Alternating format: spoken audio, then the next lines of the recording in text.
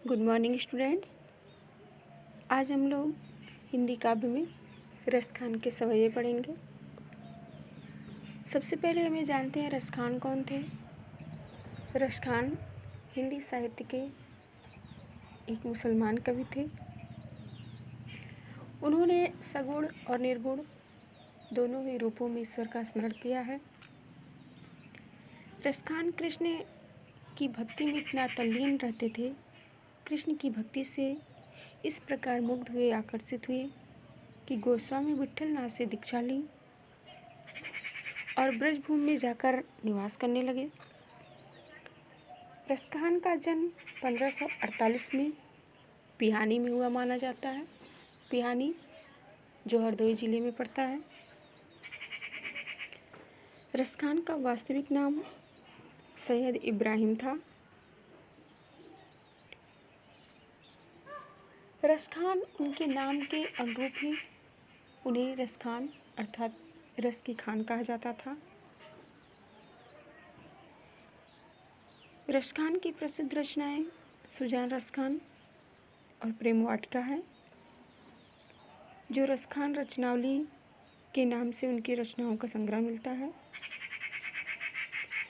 रसखान कवि ने कृष्ण की बाल लीला, रासलीला सभी का वर्णन किया है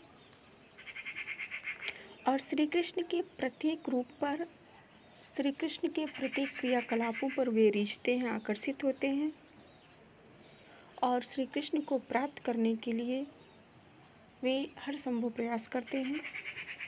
तो पहला सवैया हम देखते हैं। मानुष हो तो वही रस खानी, बसो ब्रज गोकुल गाँव के ग्वारन। जो पशु हो तो कहा बस मेरो, चरो नित नंद की धेनु मझारन। पाहन हो तो वही गिरि को, जो कियो हरि छत्र पुरंदर धारन। जो खग हो तो बसेरो करो, मिली कालिंदी कूले कदम्बे की डारन। मानुष, मानुष माने मनुष्य, रसखाने यानी रसखान। बसो माने निवास करूं, बसूं। ग्वारन माने ग्वालों के। मझारन, मझारन माने बीच में। पाहन, पाहन माने पत्थर। गिर, गिर माने पर्वत। हरि छत्र यानी हरि माने ईश्वर ने, छत्र माने छत्र की तरह। धारण माने धारण कर लिया था। खग माने पक्षी। कालिंदी यमुना नदी को कहा गया है। कूल माने किनारा। तो देखिए रसखान कवि क्या इच्छा करते हैं, क्या प्रार्थना करते हैं। मानुष हो तो वही रसखानी, बसो ब्रज गोकुल गाँव के ग्वारन। कवि ईश्वर से विनती करते हैं, प्रार्थना करते हैं कि ईश्वर, यदि इस जन्म के बाद भी मुझे मानव का जन्म मिले, मनुष्य के रूप में मैं इस पृथ्वी पर जन्म लूँ, तो मैं ब्रज में गोकुल गांव के ग्वालों के बीच में ही निवास करूं, उन ग्वालों के बीच में ही रहूं। क्यों गोकुल गांव में रहना चाहते हैं? क्योंकि गोकुल में ही श्री कृष्ण का बचपन बीता है। श्री कृष्ण के बाल लीलाएं गोकुल में ही संपन्न हुई हैं।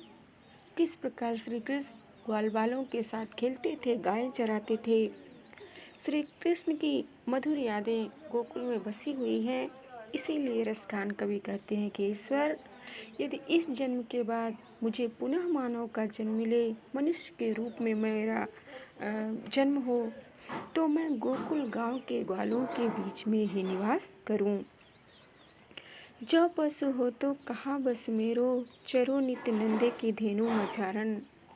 और आगे कहते हैं कि यदि इस जन्म के बाद, इस मानव जन्म के बाद मुझे पशु योनि में जन्म लेना पड़े, पशु के रूप में जन्म लेना पड़े, जिस पर मेरा कोई बस नहीं है, कोई नियंत्रण नहीं है, तो मैं नंद बाबा की गायों के बीच में ही विचरण करूं। धेनु माने गाय। तो मैं नंद बाबा के गायों के बीच में ही चरूं या नंद बाबा की गायों के बीच में ही विचरण करूं। पाहन हो तो वही गिरि को, जो कियो हरि छत्र पुरंदर धारण। कभी आगे प्रार्थना करते हैं कि ईश्वर, यदि इस जन्म के बाद मुझे पत्थर के रूप में जन्म लेना पड़े, तो मैं उसी पर्वत का पत्थर बनूं या उसी गोवर्धन पर्वत का पत्थर बनूं जिसे श्री कृष्ण ने गोकुलवासियों की रक्षा करने के लिए अपने अंगुली पर धारण किया था। जो खग हो तो बसेरो करो, मिली कालिंदी कूले कदम्ब की डारन। जो खग यानी पक्षी, और यदि मैं पक्षी के रूप में जन्म लूं तो मैं यमुना नदी के किनारे स्थित उसी कदम के वृक्ष की डालियों पर निवास करूं जहां श्री कृष्ण बैठकर बांसुरी या मुरली बजाते थे। कहने का तात्पर्य कि रसखान कवि श्री कृष्ण से संबंधित सभी वस्तुओं, सभी स्थानों पर रहना चाहते हैं, श्री कृष्ण को पाने का हर संभव प्रयास करते हैं। फिर से देख लीजिए एक बार। मानुष हो तो वही रस खाने, बसो ब्रज गोकुल गाँव के ग्वारन। रसखान कवि ईश्वर से प्रार्थना करते हैं, विनती करते हैं कि ईश्वर, यदि इस जन्म के बाद पुनः मानव के रूप में मुझे जन्म लेना पड़े तो मैं गोकुल गांव के ग्वालों के बीच में ही निवास करूं।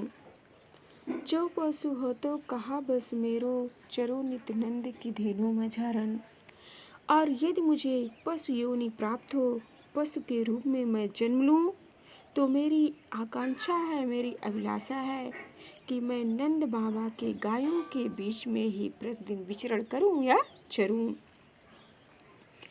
पाहन हो तो वही गिरी को, जो कियो हरि छत्र पुरंदर धारण।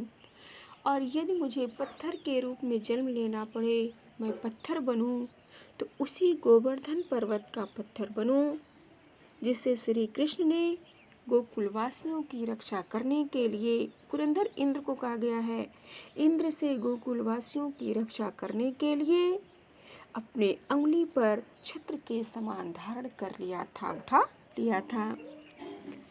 जो खग हो तो बसेरो करो, मिली कालिंदी कूले कदम्ब की डारन। और यदि पक्षी के रूप में मेरा जन्म हो, पशु योनि मुझे प्राप्त हो, तो मैं यमुना नदी के तट पर स्थित कदम के वृक्षों पर निवास करूं, कदम के वृक्ष की डालियों पर निवास करूं जहां श्री कृष्ण बैठकर बांसुरी या मुरली बजाया करते थे।